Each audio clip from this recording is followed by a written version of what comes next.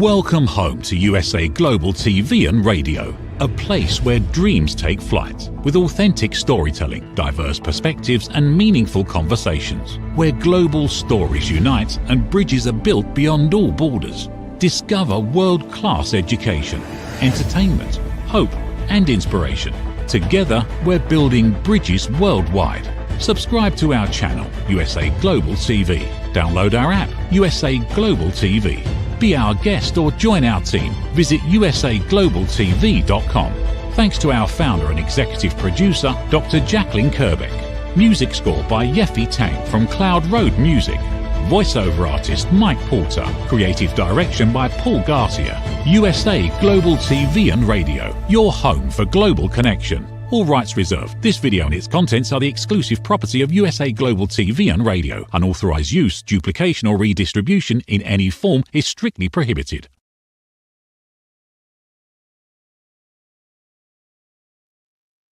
Hello and welcome to USA Global TV and Radio. I am Tracy Cram Perkins, and our show today is Dementia Home Care. I invite you to subscribe to our YouTube channel, USA Global TV and Radio. I am a 4-time dementia caregiving survivor and the author of Dementia Home Care, How to Prepare Before, During, and After. And joining me today is our special guest, NIKKI JARDEN, founder and editor-in-chief of Mirador magazine. Welcome, NIKKI. Thank you so much for having me. It's so nice to see you. I'm just so excited that we finally got together and got you on air. Woohoo! It's a huge treat for me. Thank you so much. We've chatted back and forth over email and such like that, and so this is really fun. So thank you really very Oh, much. absolutely. Well, can you tell our audience who don't know you a little bit about yourself and how you started Mirador? Yeah, so I have had an aunt who was diagnosed with young onset Alzheimer's when she was just barely 63, and I became her primary family care partner in that journey. And we were living close by, and I would come and visit her, and she was living in long-term care at that time. And one of the things that I noticed pretty quickly was that the things that she really loved to do, which was to read magazines and share the content with me, she kind of stopped doing. Like, she was really a big fan of National Geographic and Oprah and Science, and she had a big collection of different magazines that she liked, conservation magazines. She was really a nature person. And at the time, I just I didn't know much about dementia. My grandmother had had Alzheimer's, but she had been diagnosed with Alzheimer's when she was in her late 80s, so I was not actually familiar with dementia. And so when she stopped reading, I just sort of chucked it up to that must be the dementia, and I kind of just moved past it. But within that period of time, within a few months, I also discovered Teepa Snow, and I had gone to one of her live seminars. This was 2017, right around there, 2016 maybe. And she started talking about visual acuity and the kinds of visual changes that happen with a dementia diagnosis. And it occurred to me somewhere in that Rebecca wasn't reading because she couldn't due to her dementia. She might not be reading because she couldn't actually access the content that she was used to reading, the Smithsonian and the National Geographic, those long form stories with the smaller typeface. And I was also noticing this in things like at the restaurant, she was not able to read the menu. So there was something about the visual presentation that was, not congruent with her cognitive effect at that time. So I have a freelance writing background, and I had worked as a managing editor for a local publication for a while. And so there was sort of a moment in there where I'm like, well, I wonder if, this might be something I can put together. Now, previously I'd gone online and looked for dementia friendly publications, and I really had assumed that there would be a vast number of them to choose from in my, because why not? Why wouldn't there be? Everybody loves to read. This is a huge community of people. Why wouldn't there be lots of different publications available that were formatted in a different way? But there were a couple of chapter books, which I did get her, but she wasn't really a book reader. She liked the short form content of magazines, and she liked the variety of being able to open a magazine and read about, history or art or nature or a story on food or travel. Like, she liked that sort of variety. She was an incredibly creative person.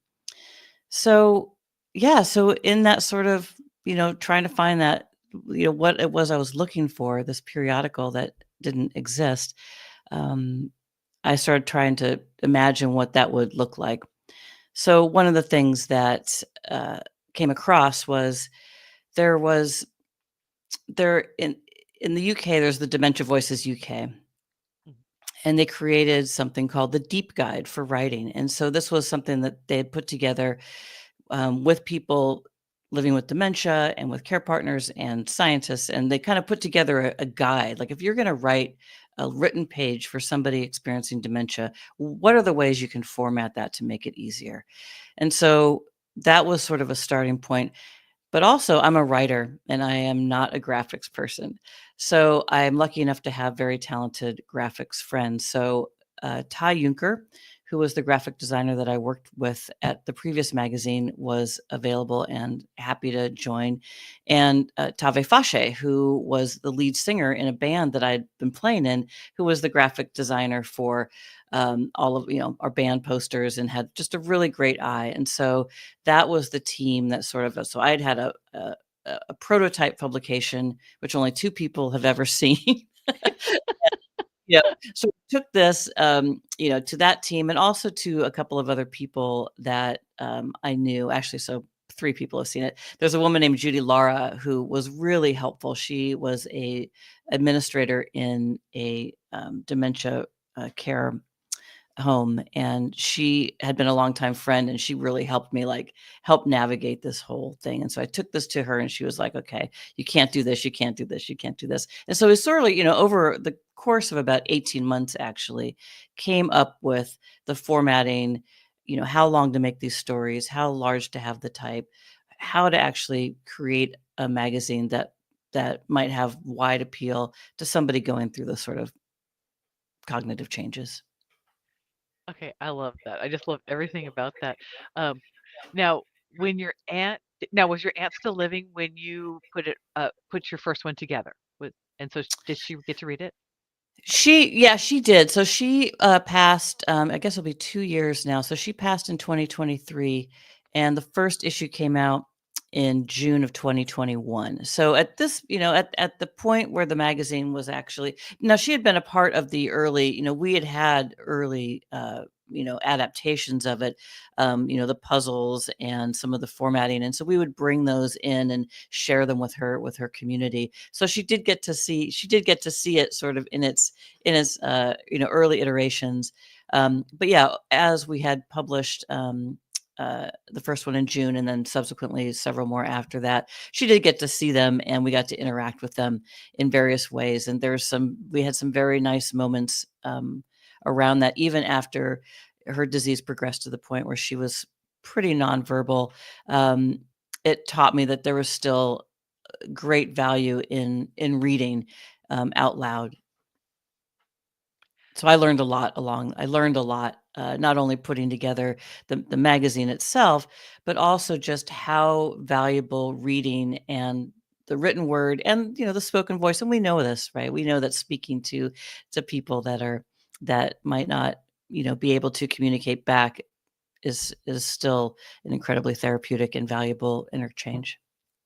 Oh, absolutely. Well, I know the last year of my mom's life, I read to her every day, and that's how we stayed connected. So I just, Exactly. that's one of the reasons I'm so inspired by this. So I have to ask this question.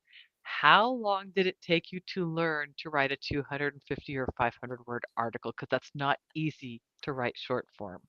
Well, that is something only a writer is going to ask me. So I appreciate that question. It is actually incredibly difficult and something that I didn't realize was difficult. I had done, so my freelance career, I had written, some a fairly a good number of sort of long form articles for magazines, but I also did a ton of short content. But I'm thinking short content like 800 to 1200 words, and I'm thinking, oh, this is going to be a piece of cake, writing a couple hundred word article. It is not a piece of cake. It is difficult, and we've had contributors that do it very, very well, and we also have contributors that I know are really good writers that said, "Wow, that was a challenge," trying to come up with a pretty, because our magazine is full of lots of different features. So it's the kind of thing that Rebecca would like to see. It's art, science, nature, interviews with people. And so trying to get that, essentially it's 4 paragraphs, 4 to 5 paragraphs. And it has to be complete, and it's all on one page, right? So some of them are easier than others. We always do in each issue a article on a particular bird. Rebecca was a big fan of birds, so there's always an article in there. In this last one, we did one on the peacock, and so that's sort of a 4 or 5 like basically fun facts, and so you can kind of chunk those. But when you're getting into sort of a narrative, or if you're getting into the history of something, like I refer to this often because it was so ridiculous. We did an issue on sound and space, and I wanted to do a piece on planetariums. Like, where did planetariums come from? I love them so much. And like, I'm going to do a piece on the history of planetariums. Well, I didn't realize that planetariums go back to they thousands of years, essentially, the first planetariums. And so that was a huge, task to sort of take it from the very beginning all the way up to present time in 250 words. But it's that probably was the longest article. It went through lots of different edits with a friend of mine, and but I think we got it done. But yeah, it's hard. That is so cool. I mean, and yes, okay, it's obvious that I'm a writer because I just know how difficult it is to write short form. So when you were trying to put this all together and you're looking at how adaptive text is going to help somebody with brain changes, how do you know, or how did you come about learning how to make that work? I mean, was that through Deep? Was that through TIPA? What was the journey there? I think it was a little bit of both, and it was also getting feedback from our readers and getting feedback from life enrichment directors and activity directors and husbands and sisters and people that were, reading the magazine and saying, "Hey, you might want to try this," or "Have you considered this?" And also just sort of practice, as we were, putting these together. Like, I think you'll notice, I think you have there the first issue, and I think you have the uh, volume 12. I think you've got the range. And I think we sort of learned, particularly in formatting, I think we learned there's some differences in between those issues. And we've actually gone back now, and because we do reprint these magazines, they're evergreen. They don't have dates on them. So we'll go back and reprint them for people. And so, as we sort of learned different methods, like, changing some color contrast or bordering a little bit better, or, you know, uh, utilizing a technique called chunking, which is basically to, kind of take each paragraph. So for instance, like that planetarium article, and maybe break it up into a way that's sort of more laid out on a page that's very definite instead of just a long series of text. So I can kind of give you an example of that here. This is the new issue. You all are getting the brand new sneak peek. Nobody's actually seen this yet. So in this new issue, so you can kind of see here a little bit. So see how that kind of, the paragraphs are chunked up a little bit. That kind of makes it easier for the visual eye to sort of land on one piece of text instead of seeing a whole big page of text at one time, which can help. So a lot of it was trial and error, but the deep guide really was such a great place to start because they'd done so much of the work, and it's a really solid text to kind of format to follow. I do want to also shout out one of the other thing that's new in this next issue, volume 13.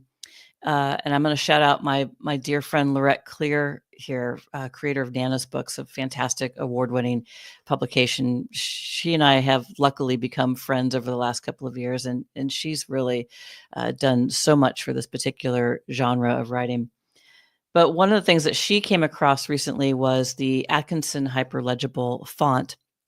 And I'm going to get just slightly geeky here for a minute. This is a font that was developed by the Braille Institute in 2019, and they released it for public use in 2021. And this was a font that they created specifically for low vision readers, and they wanted to make a text that was as legible as possible. And so they worked on this. They had a team from, I believe it's called Advanced Design, and I might get that wrong, and I apologize for that, out of Boston, and worked on each character of of the alphabet and the punctuation points and everything to really make this font distinguishable. And so we're using that font in this new issue. Also, Lorette she was talking to me about it because she was going back and reformatting all of her books to reflect this new. So we're always sort of learning, like, what is new out there, what is innovative, as a way to make each sentence, each page as legible and clear as possible for people that might be struggling with written text. Okay, that's just really cool. Okay, I'm going to go one more writer geeky. I apologize to everybody else because I really am a geek. So, do you have to pay a fee for that font, or is it open source? No, the beauty of it is if you go to the Braille Institute on the Yeah. website, or just type in Atkinson Hyperlegible font into the Google, they have a download button. They've got a new one now. The most recent one is Atkinson Hyperlegible Next, and they just released it for personal, commercial, professional. They're like, we just want this out there, and it's been downloaded and used tens of thousands of times. It's very, very cool. There's a whole story about how they developed it, which I actually wrote a blog post about it because I geeked out on it so hard. It was really fun to just, typography is interesting anyway, and one of the things that we talk about a lot, and one of the elements that we use in Mirador is a sans serif font, right? And so that's just, that little bit of legibility is helpful. So they sort of talk a little bit about, what that, how they kind of came up with even starting, how do you start to write a font? How do you start to create a font? So yeah, no, it's completely free use, and I'll just stop talking about it with this. The Atkinson is named after J. Robert Atkinson, who was the founder of the Braille Institute and was such a great advocate for folks with vision loss. Okay, so now that we've gone geeky already, I want to show pictures of this. I really do have a couple of, as Nikki said, okay, I'll forward and do this. Mirador magazine. This is a wonderful, wonderful magazine. As you can see, I've got stuff highlighted in here. Okay, let's talk about Pip for a minute because I'm a word find geek. I love to find little things inside the magazines, and you have hidden a little thing in your magazine for people to find. I do. So yeah, so Find Pip, which is really started out just being for me. It was a throwback for me. So when I was a young person, I was living in New York City, and I would take the double R from Queens into Manhattan. I was going to school, and I would read the New York Daily News. And in the New York Daily News, this is back in when was this? In the mid '80s, there was there was a character, it was a man, and I believe a dog. And the goal was to find where in this big old thick newspaper, where that man and that dog was within the pages of the newspaper. It was kind of a race if I could find that before I got to my stop. And so that always kind of stuck with me, just sort of a fun feature, just sort of an added, they'd probably call it an added value, right? And so when the magazine was kind of coming together, I'm like, I want to do this thing that this guy did in the thing. And so Pip was actually drawn by Sotave Fache, who's the managing art director of the magazine. Her daughter Lucinda actually drew that character, and she drew that that coloring page where that came from. And so I'm like, that's the perfect thing. That's a little sandpiper is a perfect little emblem, I think, for people to find. It's it's whimsical. It's got a nice look to it. And so yeah, so people love it. And I one of the fun things about Mirador is trying to find out, like, what are people really engaging with? What do people like? And I'm like, well, are people going to like this? Or are they not going to like it? Are they going to ignore it? But people do. And they tell me that they do. They tell me that one of the first things they do is to try to find Pip. The second thing people mostly do is go and read The Adventures of Chicken and Dumpling, which is something I actually was resistant to do, and it has turned out to be our most most well-beloved feature in the magazine. And that is it's an 8-panel photo comic of two friends that are always getting in, either getting into a scrape or, it's all very loving and dear. And these two characters live in this sort of whimsical world that people just seem to engage in. And those pictures are me and Atave. Oh, that is so cool. So I also, okay, we're talking about Tave. So I don't know if you guys can see this, but let me do this in front of me. Box breathing. Okay, I this is one of the most amazing instant gratification self-care techniques you can do in the very first edition of this magazine. They do box breathing, people. This is so cool. I mean, if you want to have a way of getting yourself back to calm, I'm just on my soapbox for a second. This is amazing tool. It'll help you lower your blood pressure, and it's just a calming, wonderful thing. And NIKKI, you have that in your very first issue. I'm so excited about this. But this magazine is so amazing. There are word finds, there are just little different things in here. It's so cool. And you can search on this oh, you can't see it from me doing this, but you can search and circle the things that are you can find in the pictures. It's something for everybody when you're reaching out for this magazine, and to be able to connect. And she's right, the it's wonderful what she's done. Just you can look at the pictures, you can read the stories, and the actually the feeling for this magazine, because it really feels it's a heavyweight, a wonderful quality magazine. And I just am so excited about it. But so NIKKI, I have a question for you now is uh, how are adaptive text materials designed by you? I mean, how do you go, what process do you go through to make this easier for people to make it look so easy on the page, but I know that's not easy. So yeah, no, I mean, I think it's gotten a little bit easier just because we've kind of gotten used to the format of it. So, one of the there are lots of different elements to this, right? There is what we just talked about. There's the font, right? There's the typeface size. So we run between a 14 and an 18 point large print size. We also use a lot of color, color contrast. So if you are, if you don't want to just have white, a straight white background with black text, it's easier on the eye if you kind of pop it out a little bit with some color. And so we do that. We do, we'll use bordering, and I'm going to shout out the fantastic Kathy Laurenhue, who writes our Light News column, which is the first thing you see. So you'll kind of see how that is bordered and has some color contrast to it. And so that sort of will take the eye, right to that chunk instead of, seeing a bunch of other stuff on the page. We don't have advertising in Mirador.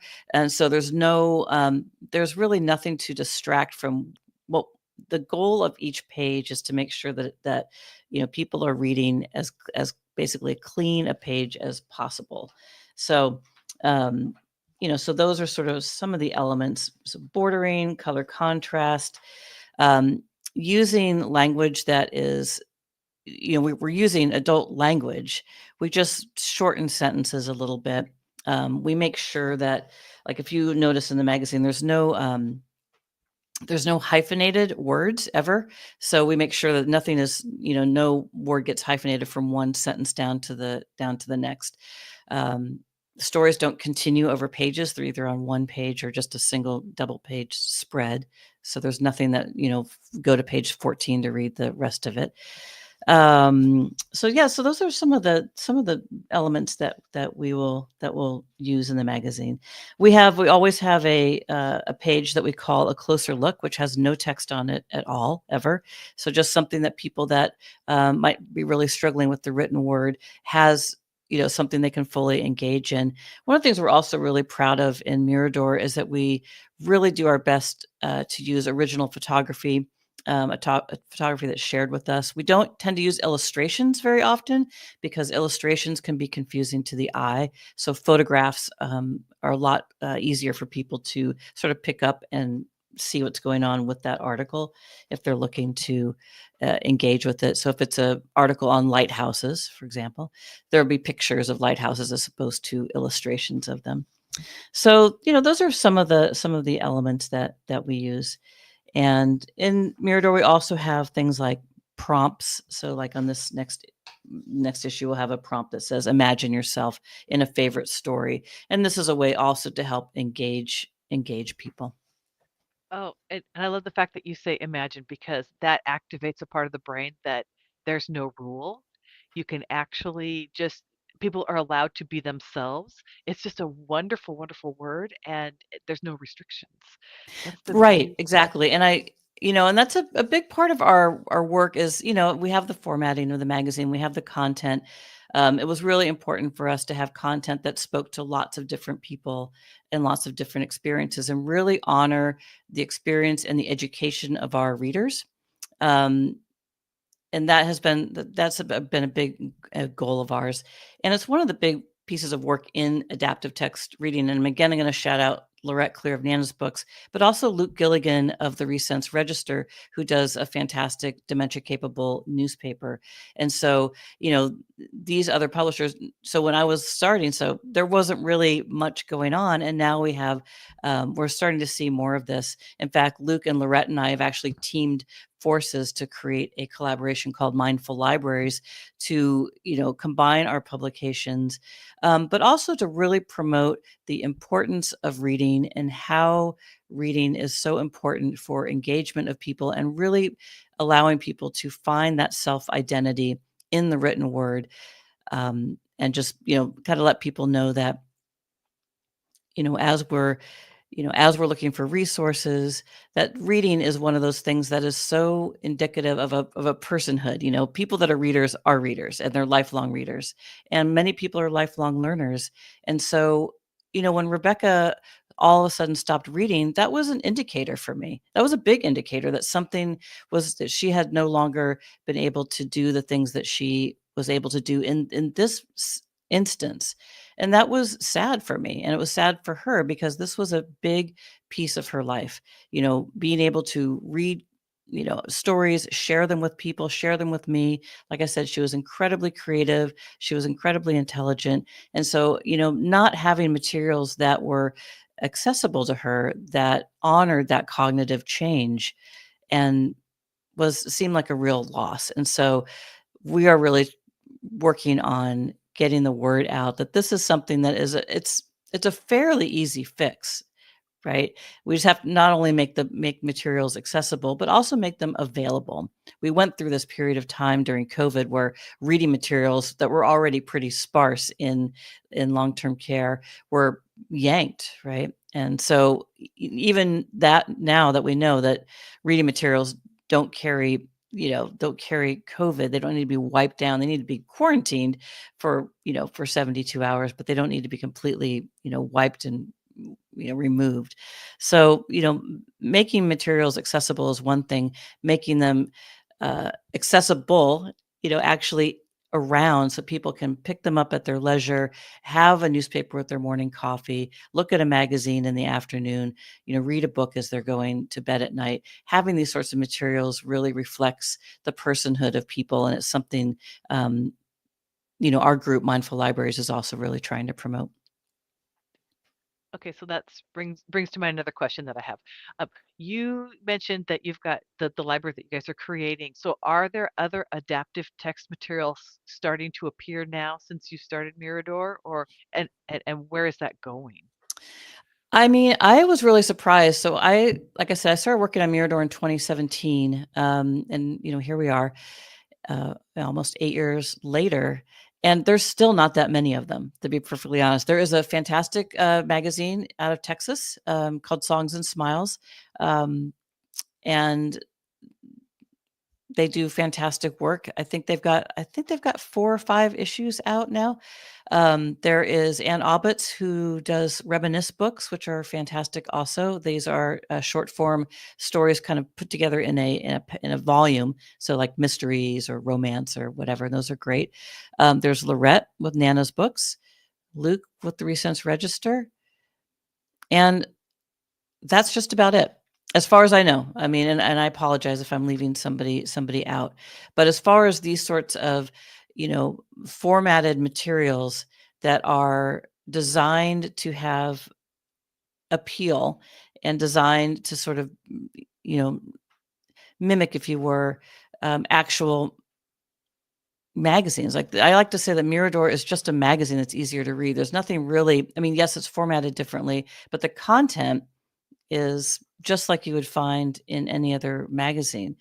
Lorette's Nana's books uses beautiful fine art and prose and poetry, and she has books of faith and books of songs and all these sorts of things. They're just formatted differently.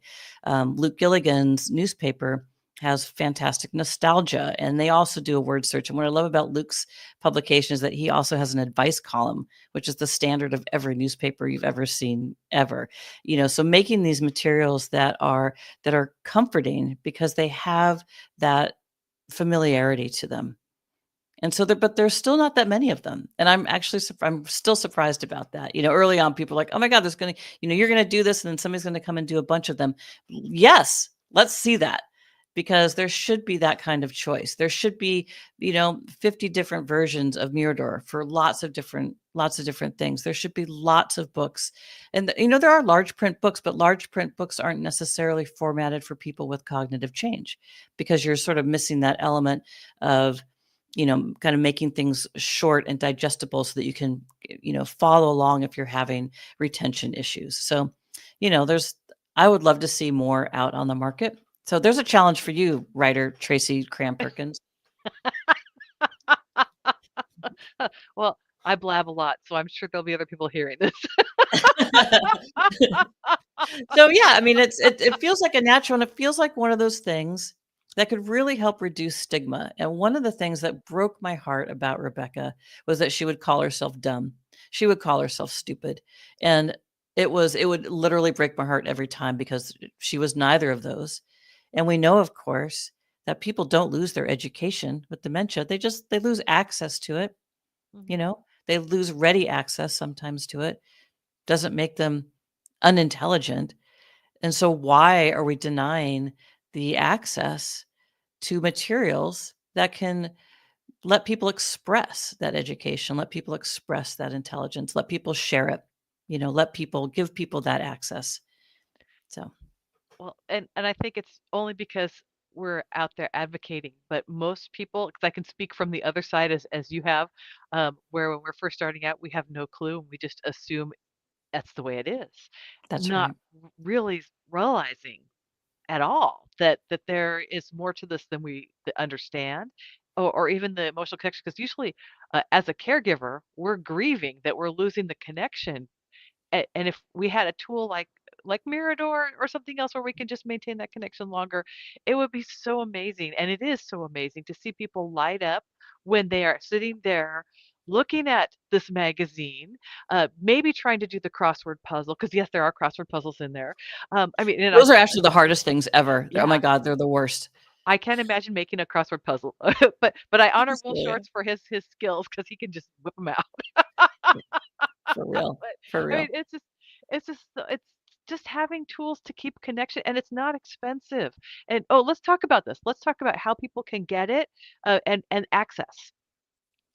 Okay, so yeah, we have, we have the website miradormagazine.com, and that's where people can pick up Mirador, and it's where people can, write if they have questions, or give me a call. I love talking to folks. And so, but yeah, that's what you were saying, like that sort of that connection. It's so important. It's so valuable. Oh, hey, there you go. Magic of television.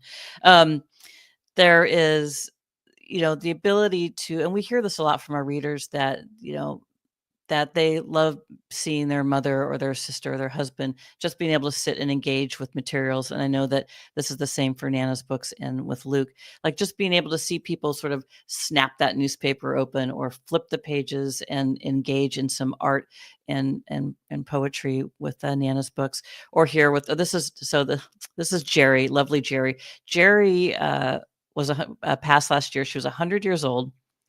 She loved this magazine, and I was so lucky to actually get to meet her, because we happen to live in this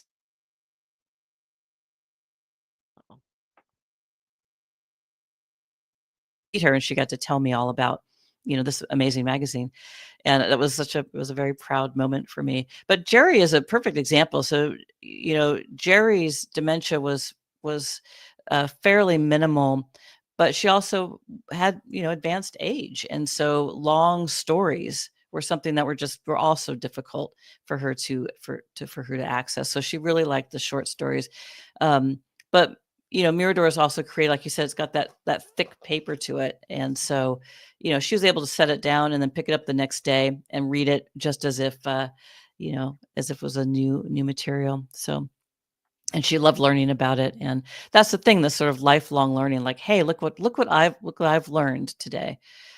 We all love that. We all love being, learning new things and being able to share, like, oh my God, I just learned this super cool fun fact about this new font that I had no idea that even existed until somebody told me about it, right? I'm going to share it with somebody that might be interested in that, right? That's the human connection right there. That's the beauty of that.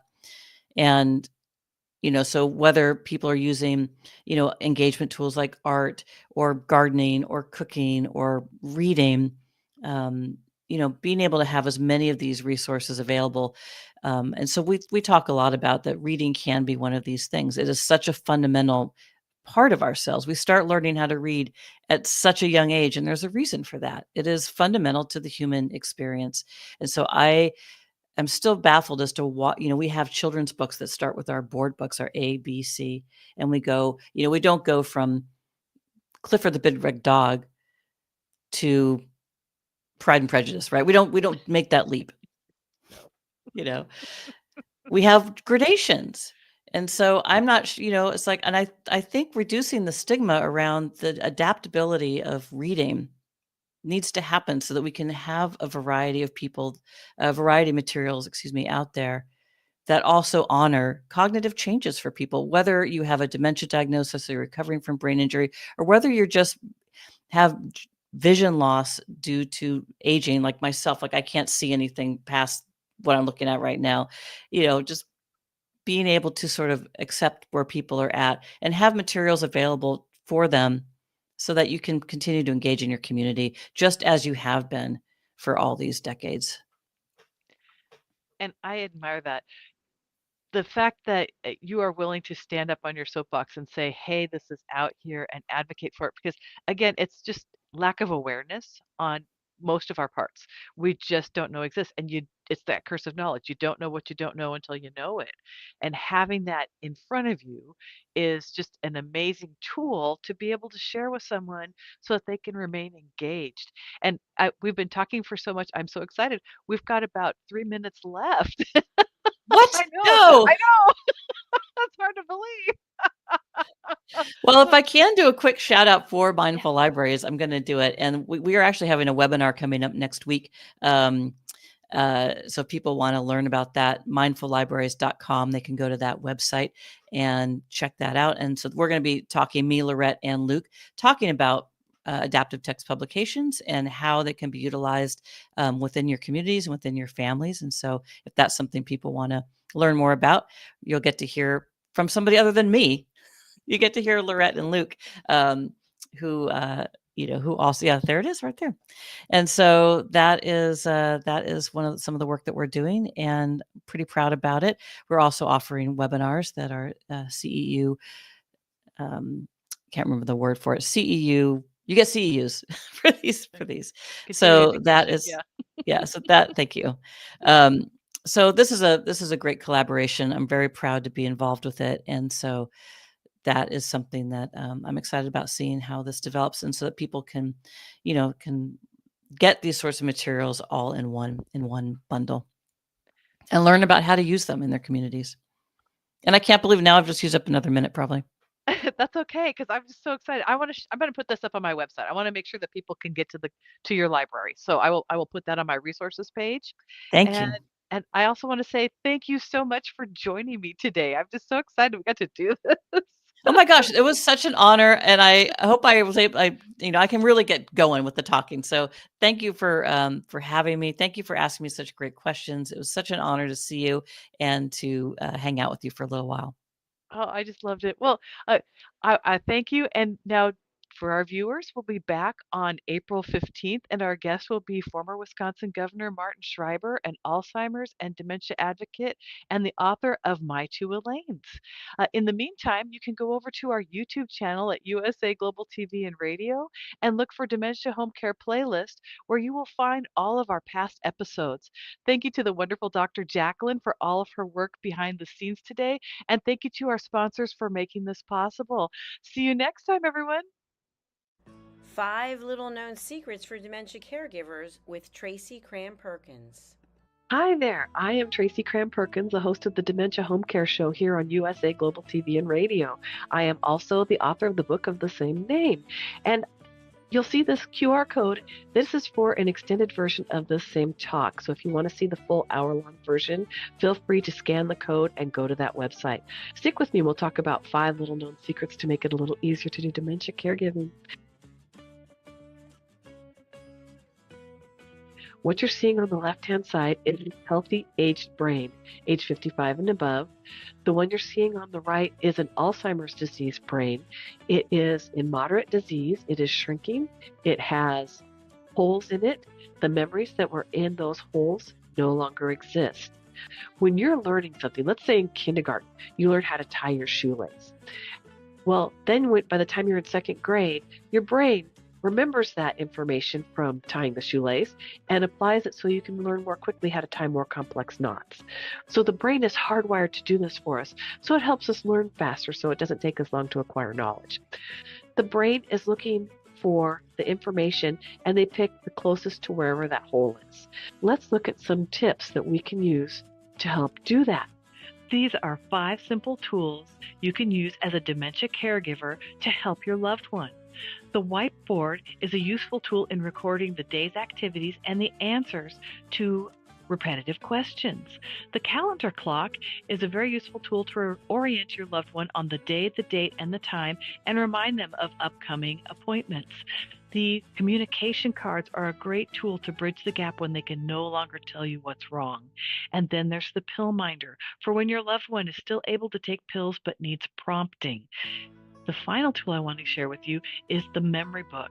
It tells your loved one's story. It's a great tool for distraction, redirection, also as a conversation starter, and telling you where they are in their story so you know how to answer their questions. Music is probably the most powerful tool in your toolbox after laughter. Music is a way to maintain connection. It sticks with your brain longer than any other thing, including reading. When you're having an issue with somebody, you can play their favorite music if you move them to another room, something that makes them happy, or you can start singing songs together from their childhood. These are some of my favorite books for caregivers.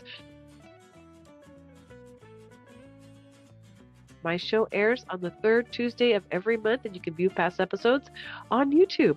Thank you, everyone. This program has been brought to you in part by Tracy Cram Perkins. Connect with her and order her book at tracycramperkins.com. For more information about Alzheimer's disease, support resources, and how you can help, contact the Alzheimer's Association at 1-800-272-3900 or visit their website at www.alz.org. They offer 24/7 helpline support and a wealth of information to assist you and your loved ones. Thank you, viewers and listeners of USA Global TV and Radio, for joining us today. We're honored to have your time and attention as part of our global community. At USA Global TV and Radio, we believe in the power of authentic conversations, meaningful connections, and creating a world of possibilities together. Want to be part of something bigger?